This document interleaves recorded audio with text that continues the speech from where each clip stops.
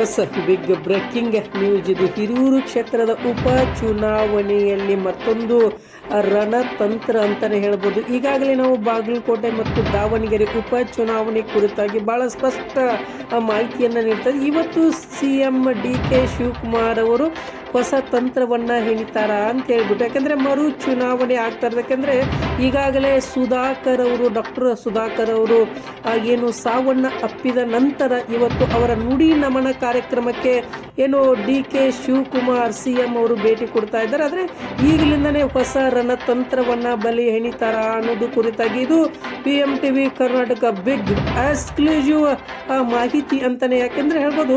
ಈಗಾಗಲೇ ಅವರು ಸಚಿವರು ಆಗಿರುವಂತದ್ದು, ಯಾಕಂದ್ರೆ BJP ಆಗಿರ್ಬೋದು, ಆಮೇಲೆ JDS ಆಗಿರ್ಬೋದು, ಈಗಾಗಲೇ ಅತಿ ಹೆಚ್ಚು JDS ಪ್ರಚಾರದ ಮುಂಚೂಣಿಯಲ್ಲಿ ಇರುವಂತ ಕ್ಷೇತ್ರಕ್ಕೆ ಇವತ್ತು ಅವರ ಏನು ಮರಣ ಹೊಂದಿದ ನಂತರ ಇವತ್ತು ನುಡಿ ನಮನ ಕಾರ್ಯಕ್ರಮಕ್ಕೆ ಸಿಎಂ ಸಿದ್ದರಾಮಯ್ಯನವರ ಜೊತೆಗೇನು ಕೂಡ DK ಶಿವಕುಮಾರ್ ಏನು ಸಿಎಂ ಅವರಿಗೆ ಭೇಟಿಯಾಗಿ ಅಲ್ಲಿ ಮಾತುಕತೆಯನ್ನ ಚರ್ಚೆ ಒಂದಿಗೆ ಸಿಎಂ ಏನು ಆಗಿರುವಂತದ್ದು ಯಾವ ರೀತಿಯಾಗಿ ಇದೇ ಮೊದಲ ಬಾರಿಗೆ DK ಶಿವಕುಮಾರ್ ಅವರು ಏನು ಪ್ರತಿ ಒಂದು ಹಂತದಲ್ಲಿ ಗೆಲ್ತಾ ಬಂದ, ಆದರೆ ಸಿಎಂ ಆದ ನಂತರ ಈ ಕ್ಷೇತ್ರದಲ್ಲಿ ಯಾವ ರೀತಿಯಾಗಿ ಅಲ್ಲಿ ಚುನಾವಣೆಯನ್ನು ಎದುರಿಸ್ತಾರೆ, ಯಾವ ರೀತಿಯಾಗಿ ಬದಲಾವಣೆ ತರ್ತಾರೆ ಅನ್ನೋದನ್ನು ಕೂಡ PMTV ಕರ್ನಾಟಕ ಬಿಗ್ ಎಕ್ಸ್ಕ್ಲೂಸಿವ್ ಮಾಹಿತಿ ಅಂತಾನೆ ಹೇಳ್ಬೋದು. ಯಾಕೆಂದ್ರೆ ಸಿಎಂ DK ಶಿವಕುಮಾರ್ ಅವರು ಇದೇ ಮೊದಲ ಬಾರಿಗೆ ಈ ರೀತಿಯಾಗಿ ಕ್ಷೇತ್ರದಲ್ಲಿ ಬದಲಾವಣೆ ತರ್ತಾರ ಅನ್ನೋದು. ಯಾಕೆಂದ್ರೆ ಸಿಎಂ ಮುಂಚೆನೂ ಕೂಡ ಅವರು ಹಲವು ರೀತಿಯಾದ ಕಾರ್ಯಗಳನ್ನು ಮಾಡಿದ್ರು, ಆದ್ರೆ ಸಿಎಂ ಆದಮೇಲೆ ಯಾವ ರೀತಿಯಾಗಿ ಬದಲಾವಣೆ ಆಗುತ್ತೆ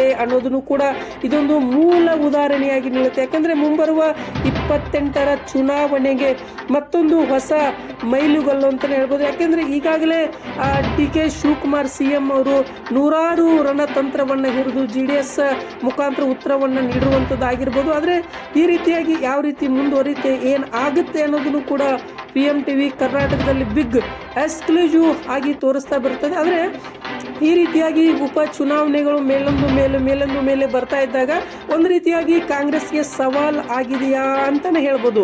ಈ ರೀತಿಯಾಗಿ ಒಂದ್ರ ಹಿಂದೆ ನೋಡಿದಾಗ ಈಗಾಗಲೇ ಬಾಗಲಕೋಟೆ ಆಗಿರ್ಬೋದು, ದಾವಣಗೆರೆ ಆಗಿರ್ಬೋದು, ಮತ್ತೊಂದು ಉಪ ಚುನಾವಣೆ ಅಂದಾಗ ಈ ಕ್ಷೇತ್ರವನ್ನ ಉಳಿಸ್ಕೊಳ್ತಾರ DK ಶಿವಕುಮಾರ್ ಸಿಎಂ ಅವರು ಅನ್ನೋದನ್ನು ಕೂಡ ಇಲ್ಲಿ ಒಂದು ಜನರ ಒಂದು ಕುತೂಹಲ ಅಂತಾನೆ ಹೇಳ್ಬೋದು. ಮುಂದೆ ಏನಾಗುತ್ತೆ ಅನ್ನೋದು ಕಾದು ನೋಡ್ಬೋದು.